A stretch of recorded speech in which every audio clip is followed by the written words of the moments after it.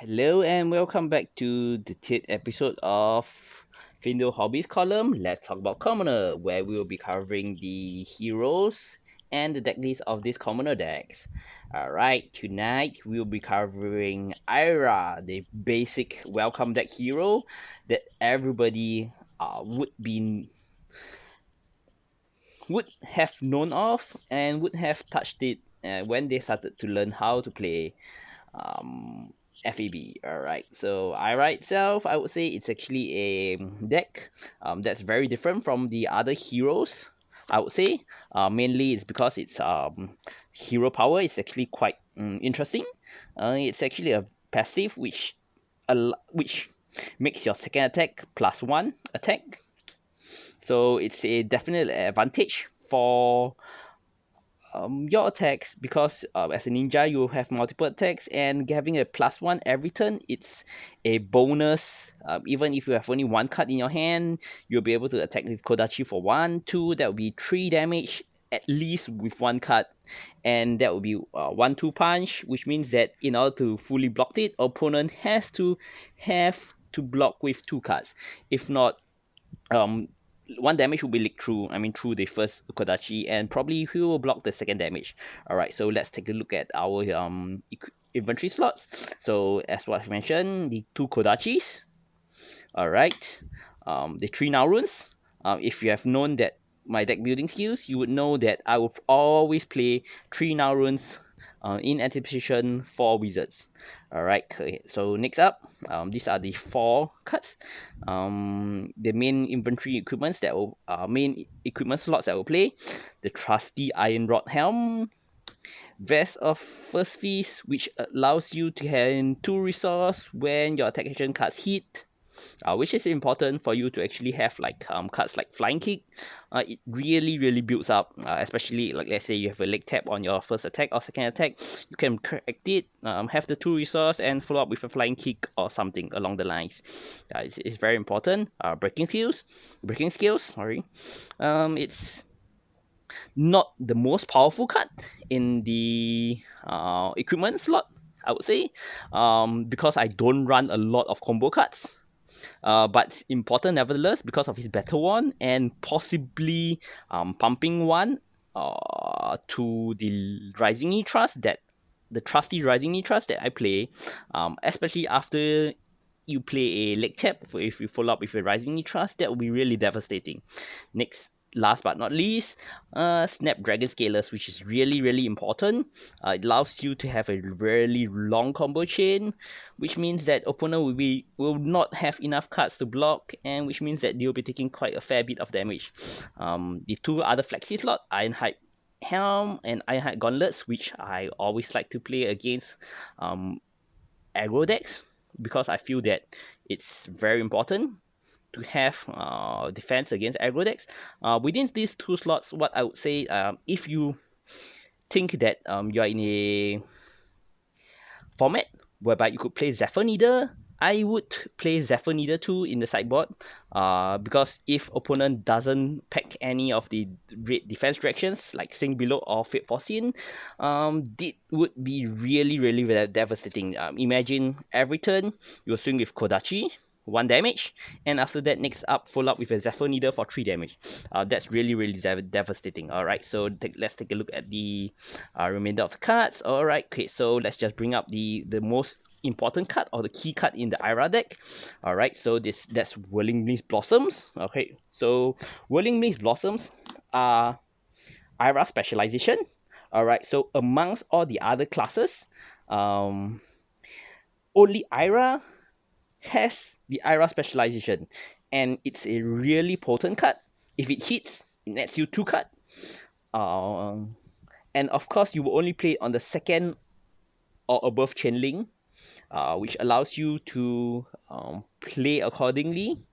You could cheat out, like try to force your opponent to block with a card. Definitely, if you play it out on your second hit, definitely they will block with something, a 3 block, so that you don't draw a card. And if you have a large enough combo chain, you could take out some cards from them and try to play this out and try to draw this 2 cards. Yeah, so it's like a, how I would say it, like if it's a prism deck, a pseudo Herald of Erudition.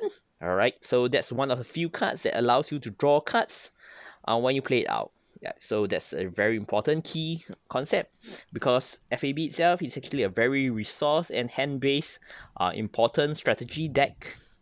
So it's important to have those. If you can have cards that draws card, and that's really really really good. Alright, okay, so next up, the key cards that I have inside my deck, like what I've mentioned, leg taps, and it's pseudo leg taps, that's twin twisters. So these 4 cards, it's 1 cost, 4 damage, and has go again. What more can you complain about?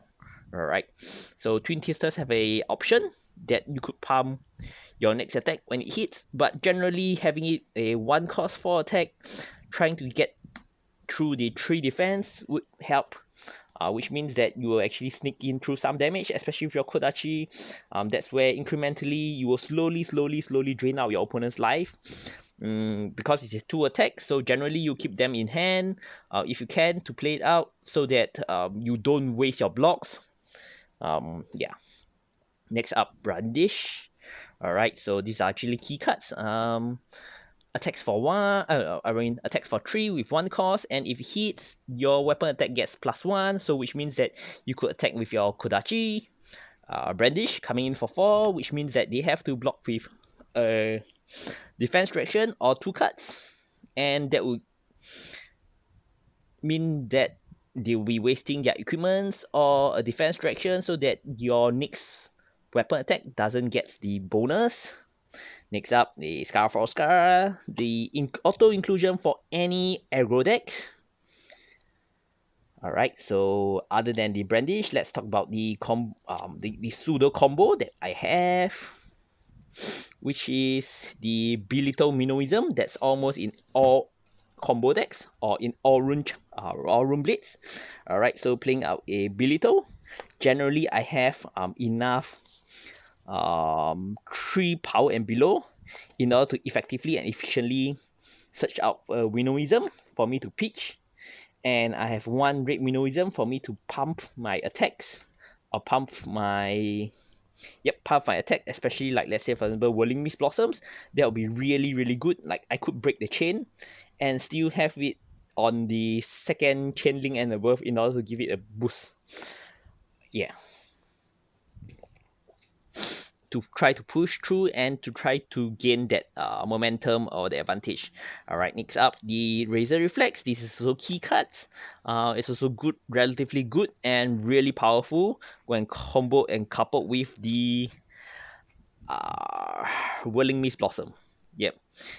And this would make those cards have go again if those attacks hit. Alright, so next, let me take out the cards that. Alright, so I'm playing quite a fair bit of blues in my deck. Alright, so just now you have seen 1 Minoism, 2, 4, 6, 8, 10. So that's another 10 blues. Alright, so all these blues, what they have in common is that all of them locks for 3, and all of them is 0 pitch, 0 cost, 3 pitch. So it allows you to activate your, allows the Kodachi to effectively attack twice a turn. Alright, so amongst the options are, so likewise, why, or rather, it's some, Whisper of the Oracle, it's a card that's slightly debatable, because it doesn't helps you with your game plan. Let's say for example, even if you play a card that is a hit jab, might fulfill your game plan because it attacks for 1, whereby if you pair it to Whisper of the Oracle, it doesn't attack for anything, gives you a op, which is not particularly relevant in Ira. But most importantly, what I would say is that because they block for 3, they are important. Yep, so that's where damage eventually leaks through, or damage eventually gets blocks out with when you have a lot of 3 blocks or 4 blocks if possible. Yeah. So likewise in the Blitz deck, you always have your Sink Belows, which is the really efficient and really important defense direction. So it helps you to a certain extent in helping to sculpt your hand so that your next, when it's your turn, your attacks will be slightly more devastating, especially if you need a blue or if you need another attack card that's more important. Like let's say if you have 2 blue cards and you can sink 1 blue card to get another attack card, which is more relevant and which is more important. Alright, so these are the heavy hitters. Tower of Tempo, 1 mana for 5 damage, 1 resource for 5 damage, and if it hits, go again. What more can you ask for? Yep, it's a auto pseudo go again. So let's say for example, if you have a 3 peach for the turn, Kodachi, and Tower of Tempo. Next, the other heavy hitters would be Flying Kick, 2 resource for 7 damage. What more can you ask for? Next up, Brutal Sword. It's a blank CNC. It's also out here for the brutal damage, and it blocks for 3. So that's why it's important, because it blocks for 3. Alright, so the next are the key cards. Right, so likewise, the other cards that I've mentioned, 0 cost, attacking for 4. If it's not blocked, it gains go again, which is very important. It forces the opponent to block, which means that they have less card to attack you back, and which means that you have the tempo advantage. Next up, Rising Nitras. Rising Nitras is so important. If you full up, if this after your leg tap, that would be like 5 damage, and 5 damage for 0 cost. With go again, what more can you ask for? Next up, Sword the Wound. Alright, Sword the Wound is a particularly interesting card, I would say, because you always often almost hit your Kodachis. So it's definitely at least 0 cost for 3. And if in between of your combat chains, if you are able to actually deal additional damage to your opponent, this actually gets a even better boost. Yeah, so it's like the last attack for the turn. But if you have like Razor Reflex or all this, it may work for you to have a larger turn, but it's generally the last attack for the turn, so that, like, let's say for example, if you push a Kodachi, leg tap for 5, this is definitely a lick for 1, lick for 1, or lick for 2. And if you flop with something else, another Kodachi for 1, and play this out, so that's 3 resource. And this would be coming for 5 damage. And that's really 0 cost for 5 damage. What more can you ask for? Yep, and that's the end for today's Ira's representation. Alright, so if you like the video, do remember to like, subscribe, and share so that more people would know of this column. Let's talk about Commoner and more of this format. Alright, so FAB itself, I would think Commoner itself is a really fun format whereby new players, veteran players, they start out on equal terms. Everyone's playing with common. It's more of the skill and the deck building skills that differentiates between the new players and the veteran players. And that's because it's all commons. There's no monetary pressure. Like if you have to get a legendary, it would cost like maybe a 50, 60, 70, $80.